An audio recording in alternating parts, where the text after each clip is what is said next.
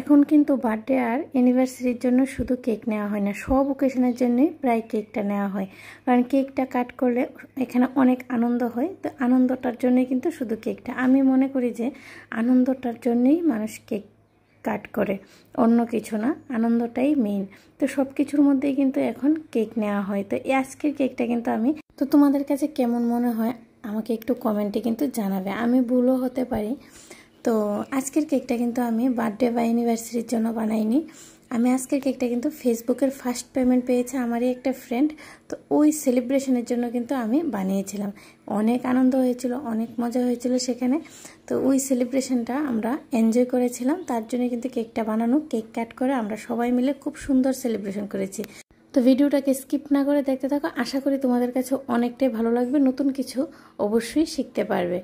তো আমি প্রথমে কিন্তু ফিনিশিংটা ভালো করে দিয়ে দিয়েছি, সাইডে একটু ডিজাইনও দিয়ে দিয়েছি। এখন দেখো আমি একটা কিউট মিষ্টি কালার, এই কালারটা কিন্তু আমি হালকা গ্রিন আর স্কাই কালার দিয়ে বানিয়েছি।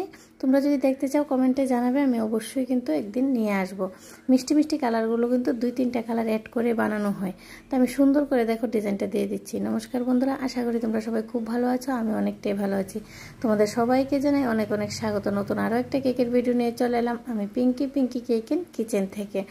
তো দেখো আমি উপরেও কিন্তু একটু ডিজাইন দিয়ে দিয়েছি, সাইডেও ডিজাইন দিয়ে দিয়েছি। আর এখন যে আমি রোজটা বানানো দেখাবো, সেটা কিন্তু আমি একটু বড় সাইজের রোজ নোজল নিয়ে নিয়েছি।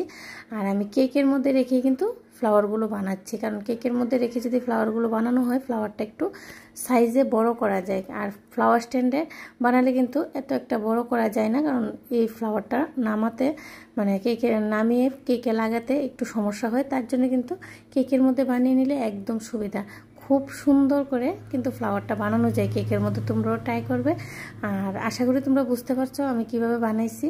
তো এখন দেখো আমি মিডিলে কিন্তু একটু ইয়েলো কালার দিয়ে স্টার নোজলের সাহায্যে একটু ডিজাইন করে দিলাম। ইয়েলো কালারটা দেওয়ার কারণে দেখো কি সুন্দর লাগছে কেকের ডিজাইনটা।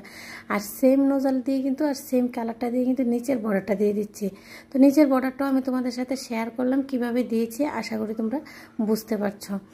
তো আর অনেকগুলো সুগার বল, বর্ডারটা দেওয়ার পর কিন্তু অনেকগুলো সুগার বল আমি ইউজ করব। আমি প্রত্যেকটা কেকের মধ্যেই সুগার বল ইউজ করতে খুবই পছন্দ আমার, এটা সবাই জানো, যারা আমার ভিডিও কন্টিনিউ দেখো তারা জানো যে আমি সুগার বল ইউজ কত পরিমাণে সুগার বলটা ইউজ করি।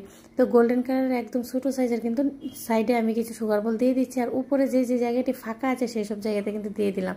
এখন আমি লিখে দেবো ফেসবুক ফার্স্ট পেমেন্ট, আর একটা কিউট বাটারফ্লাই লাগিয়ে দেবো। আমার কেকের ডিজাইন একদম রেডি। আজকের মতো এই পর্যন্তই, নেক্সট নতুন আরেকটা ভিডিও নিয়ে তোমাদের সবার সাথে আবারও দেখা হবে। তোমাদের সবাইকে জানাই রাধে রাধে।